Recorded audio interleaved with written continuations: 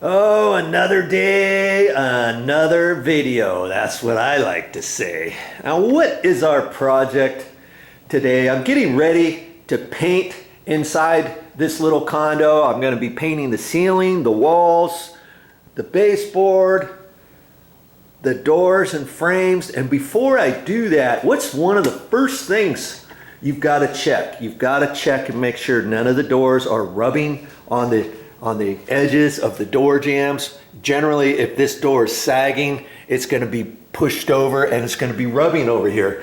Like for instance, this front door. This front door, you see this?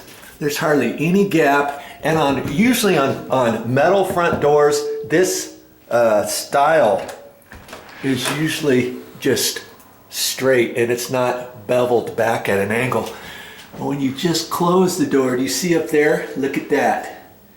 See how close that is? And you see right there?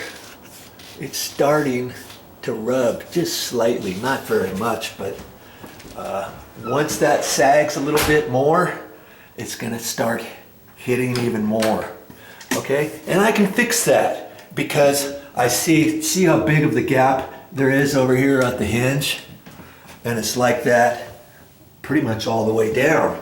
And when I open this, see there's hardly any gap right there. So what I'm going to do is I'm going to suck these three hinges over a little bit, get myself a nice reveal over there. I'm going to do that before I paint. I don't want to paint first and then find out I've got to mess around with doors and everything, especially if they're getting ready to rub. I don't want to put another layer of paint on there and then say, oh, I'll just fix that later, and then have the door start rubbing or something.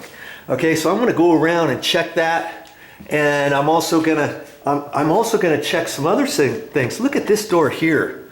This goes into a little storage area, okay?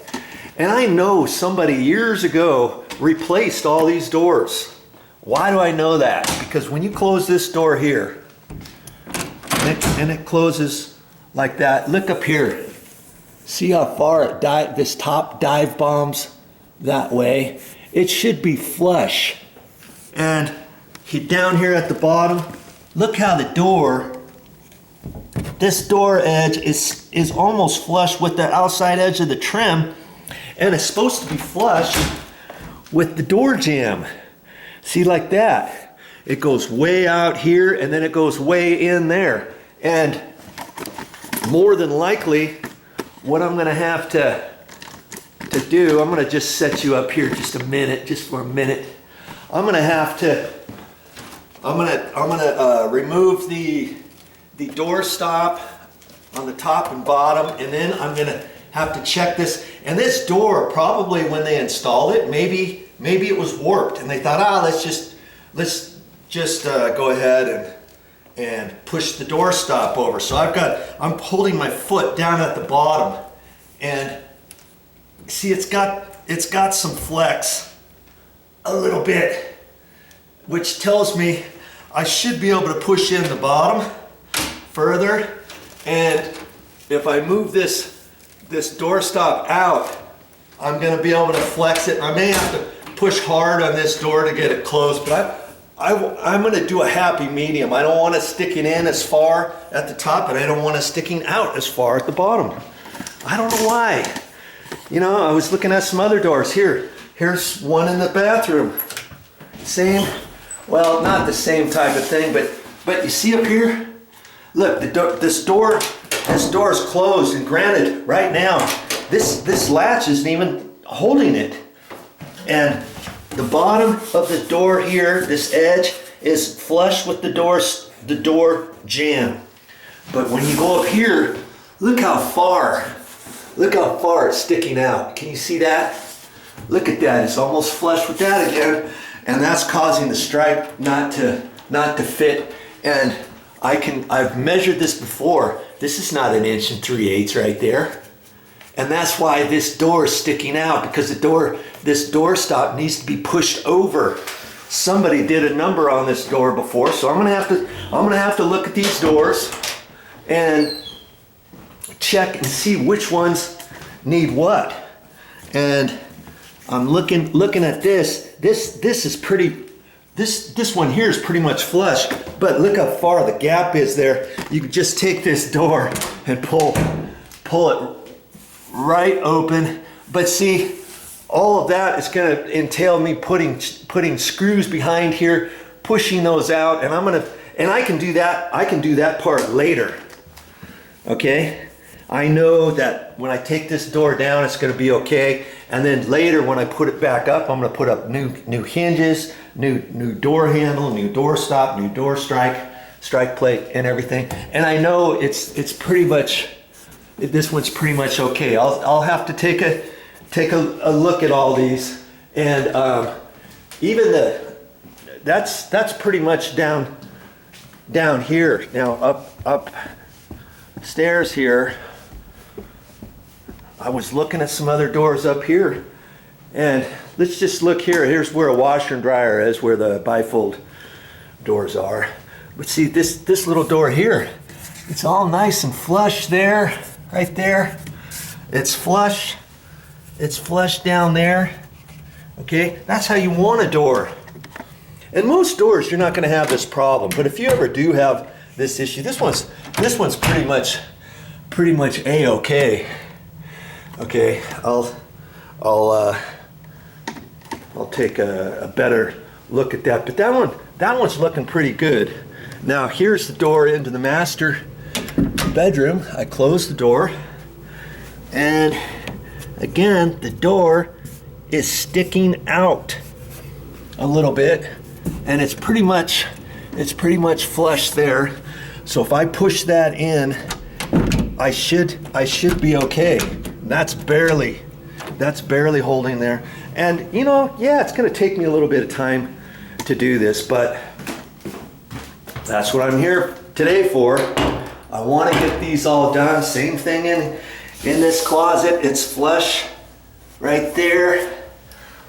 And look how far it's sticking out again up in here. Can you see that? This is supposed to be flush with the door jamb, not the trim. It's closed.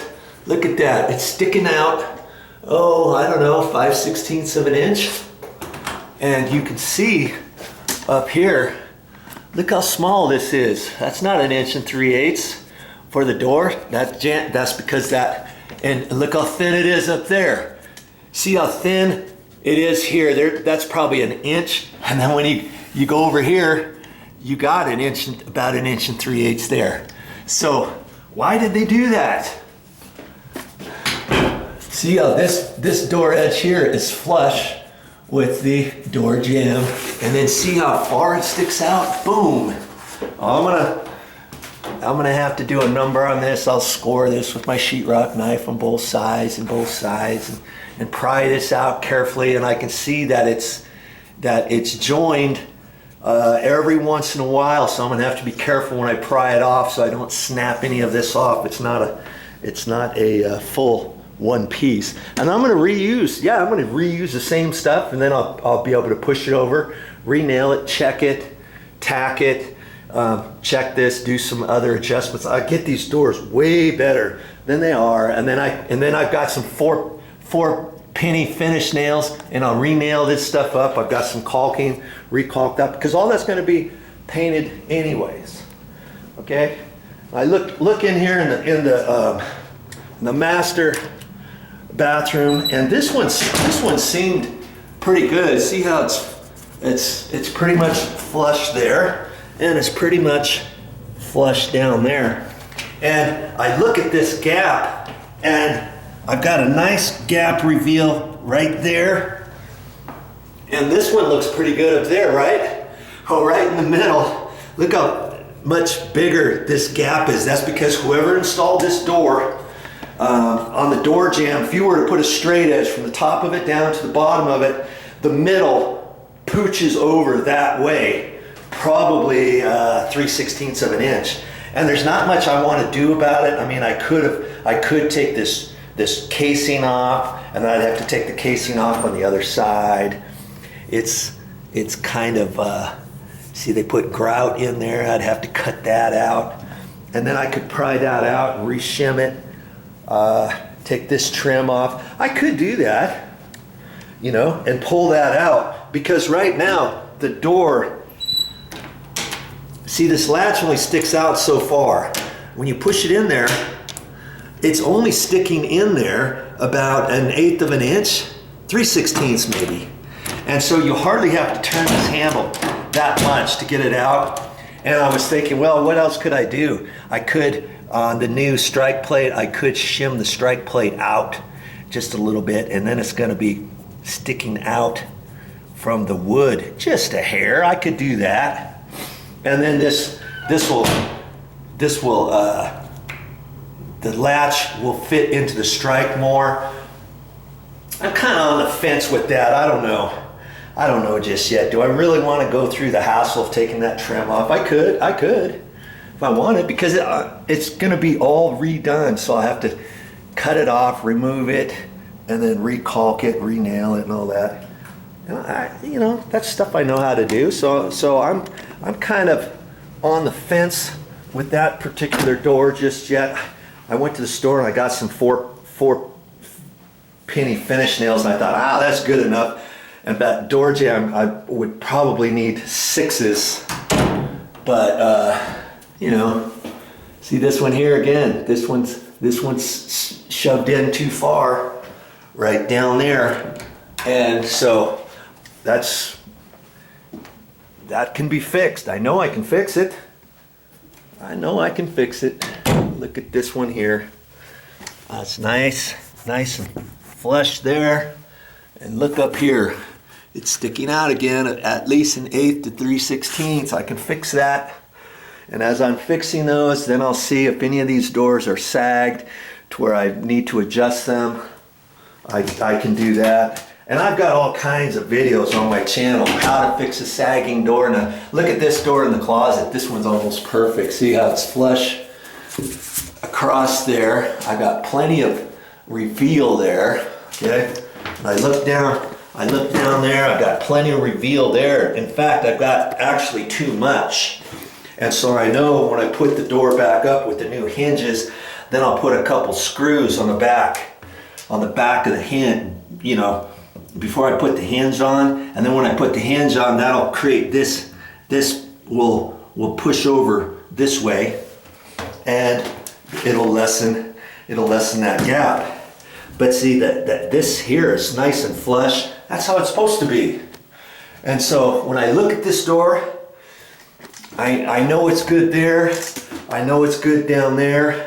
That I have to push it out that way, and I can do that after I get the door painted. And everything looks fine. And this is okay. I don't have to do anything with that.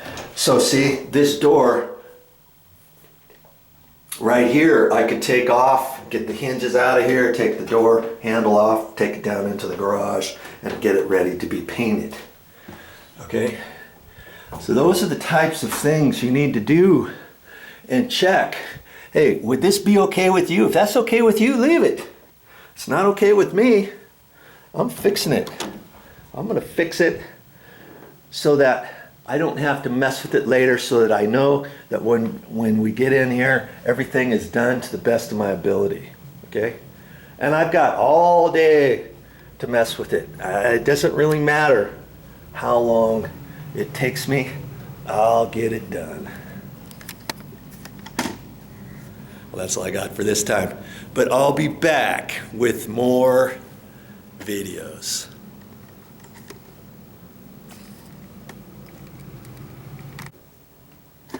Here's something else that's going to help me with my project. No, not the coffee at McDonald's. $1 for a small, medium, or large. Of course, I got the large. And I've got my phone set on, see? Classic rock. Oh, now I missed it. Classic rock radio. And I usually play that. That's really interesting. They get some of the stories and stuff. And I even brought my charger because I don't want my phone to run out. And so I can listen to music all day long. Of course, that's going to help me with my project.